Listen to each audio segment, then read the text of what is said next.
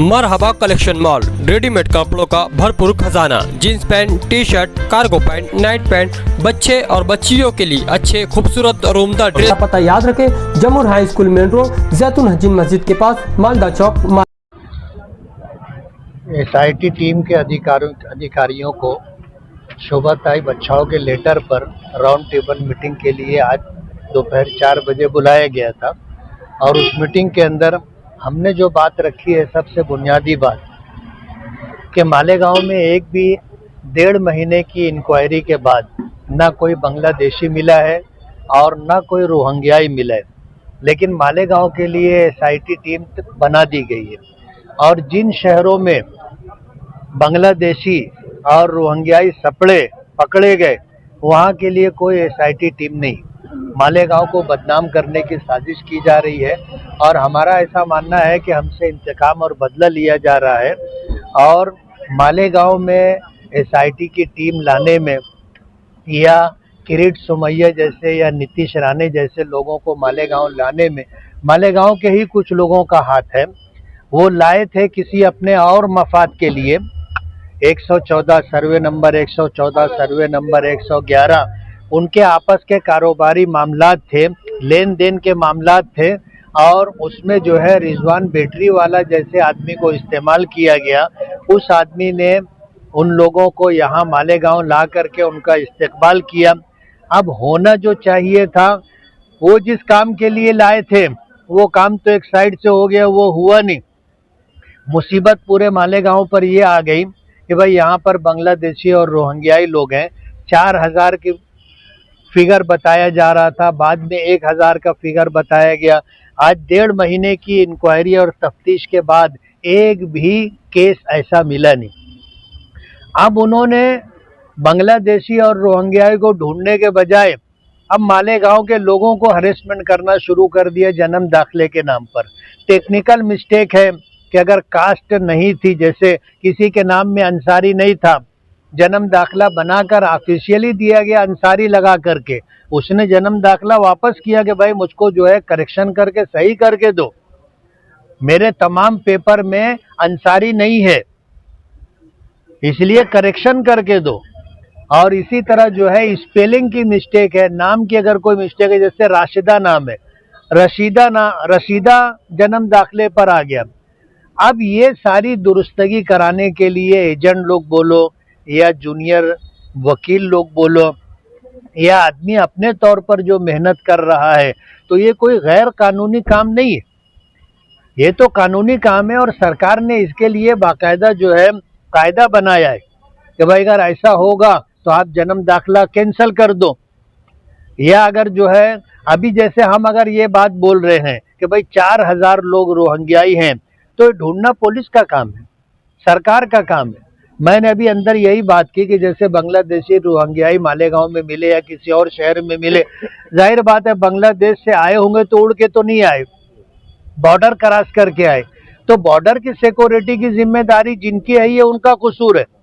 वहां से अगर वेस्ट बंगाल में आए तो वेस्ट बंगाल सरकार क्या कर रही थी, वहां की एजेंसियां और पुलिस डिपार्टमेंट क्या कर रही थी।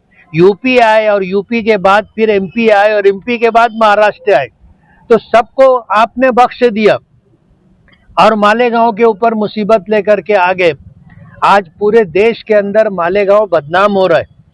आज पूरा एक हफ्ता मैं सफर में था, मैंने महाराष्ट्र और यूपी और कई इलाकों में जाके हर जगह लोग अपने और पराए यानी हिंदू और मुस्लिम सभी लोग ये बात बोलने लगे, यार मालेगांव में तुम लोग जो है रोहिंग्याई और बांग्लादेशी लोगों को बसाते।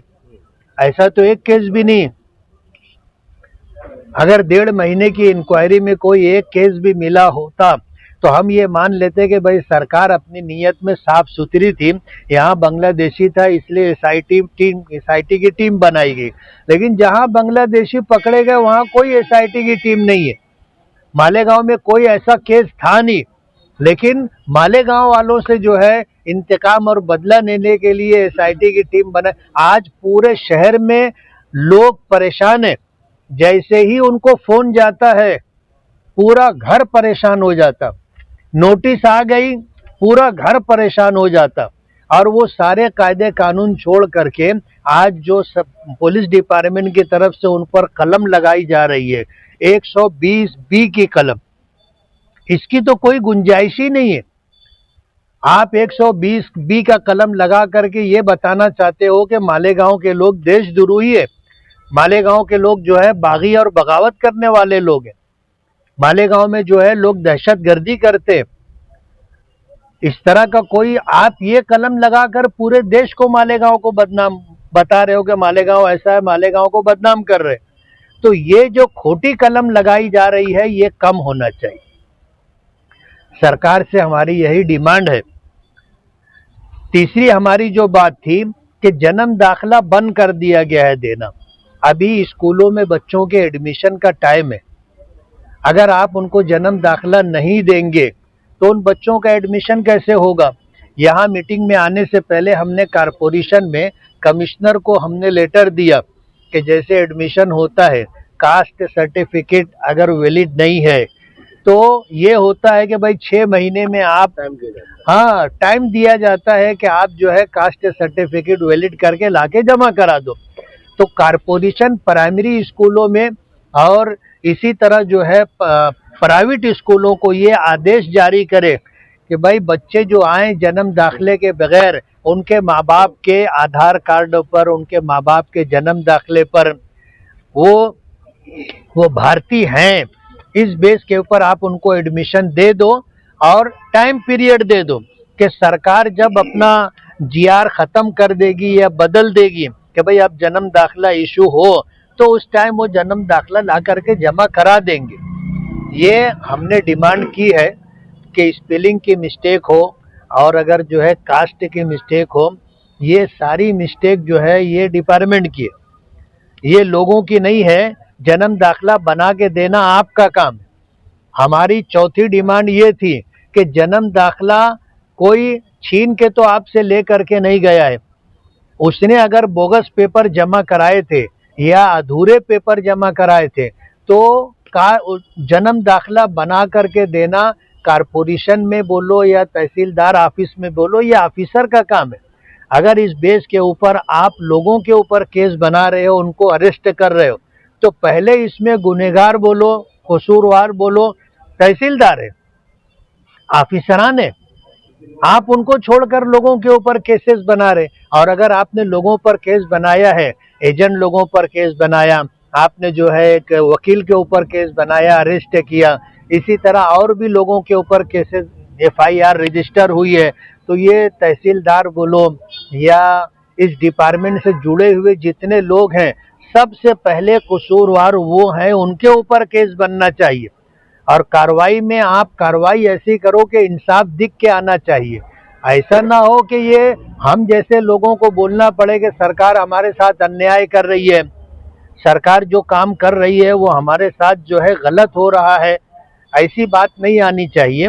इसलिए इन जैसे मुतालबात को लेकर के हमने मीटिंग जो है मीटिंग में हम शरीक थे और हमारी मेंबर ऑफ पार्लियामेंट डॉक्टर शोभा ताई बच्चाओं ने ये मीटिंग के लिए लेटर दिया था और इस ताल्लुक से जो है मीटिंग हुई।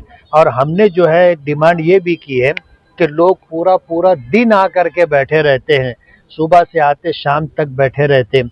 इसी तरह जो है आपने जो है कैंप पुलिस स्टेशन के अंदर ये ऑफिस बनाया है, लोगों को आने जाने में 200 रुपया जाने का लगता, 200 रुपया आने का लगता। गरीब आदमी जो है दिन भर मेहनत करके इतना नहीं कमा पाता, आपने इतनी दूर रखा है। हमारी डिमांड ये है कि आप सिटी पुलिस स्टेशन के अंदर जो है ये इंक्वायरी टीम बिठाइए, वहाँ पर जो हाल है अलग अलग टेबल आप रख दीजिए, एक आदमी अंदर जाएगा, पूरा घूम करके अपना पेपर दिखा करके और जेरॉक्स से जमा करा करके क्लियरेंस से लेकर के बाहर निकलेगा।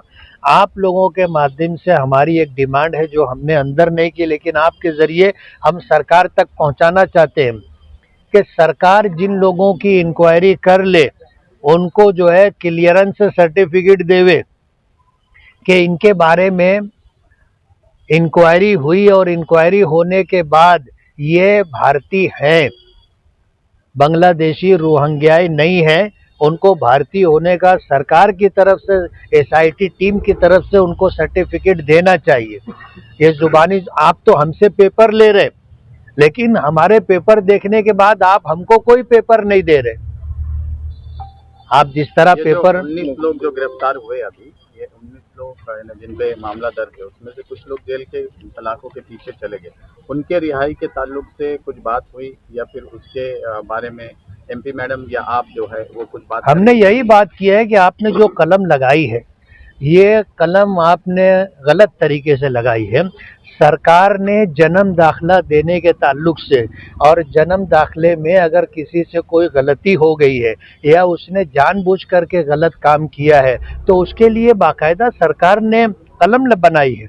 उसके मुताबिक 1000 रुपये का फाइन होता है, इससे ज़्यादा कुछ नहीं।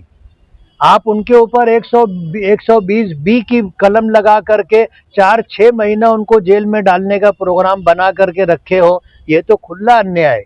हमने ये बात की है। इस बारे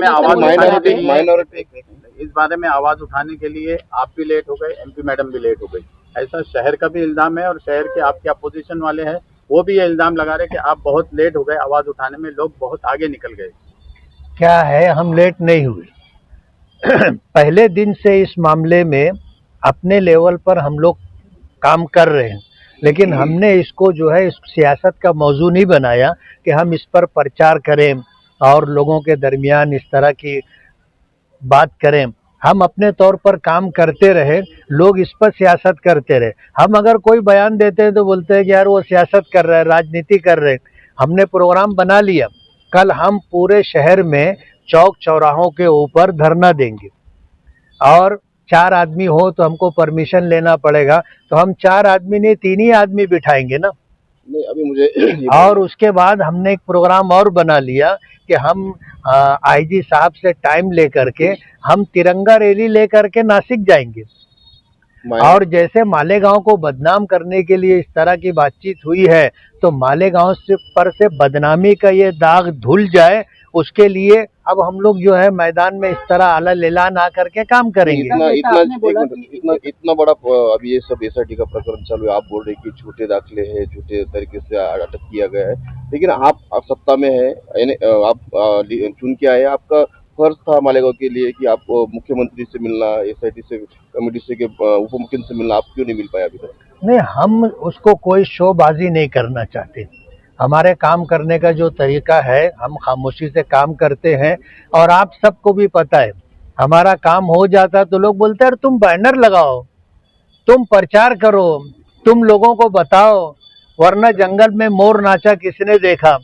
हमने ये सब काम नहीं किया है, लेकिन अब ये सब काम हम लोग करेंगे और लोगों को बताएंगे भी। सर, आपने ये बोला कि मालेगांव से एक इंतकाम दिया जा रहा है, क्या है इंतकाम, उसका मतलब?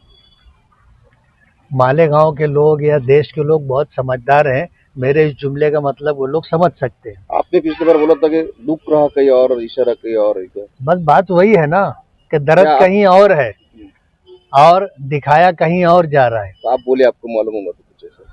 नहीं, मुझसे ज्यादा आपको मालूम है। सर, एसआईटी जिस काम के लिए नेमी गई थी, क्या ऐसा लग रहा है कि वो अपने काम से मतलब आउट हो गई और दूसरी तरफ मतलब जा रहे हैं? बात वही है ना, हमने अंदर यही बात की कि आपको जो जिम्मेदारी दी गई थी बांग्लादेशी और रोहिंग्याई लोगों को ढूंढने की, वो तो एक साइड रह गए, आप दूसरा काम चालू कर दिए। एसआईटी टीम को ये जिम्मेदारी नहीं दी गई थी, एसआईटी टीम जो काम कर रही है। एक बात और चल रही है, एक आखिरी सवाल, कि मालेगांव शहर में आप कह रहे हैं कि कुछ लोगों ने इनको लाया था इसके लिए, लेकिन अब ये इंक्वायरी महाराष्ट्र के कई शहरों में शुरू हो गई है, अलग अलग शहरों में, तो क्या ये वहाँ पर भी किसी ने उनको लाया है? नहीं, आप जो बात बोल रहे हो, ये मुसीबत मालेगांव लाई गई है, ये लाई हुई मुसीबत है, मांगी हुई मुसीबत है, इसीलिए मालेगांव में ही सिर्फ एसआईटी की टीम है, वरना जहां बांग्लादेशी और रोहिंग्याई पकड़े गए हैं, जाहिर बात है जो पकड़े गए हैं इसका मतलब ये है कि और भी हो सकते हैं। सरकार को वहां एसआईटी टीम बनाना चाहिए था ना, सिर्फ मालेगांव मिला। तो वो होटल के फोटोज कब तक बाहर आ सकते हैं? आएंगे।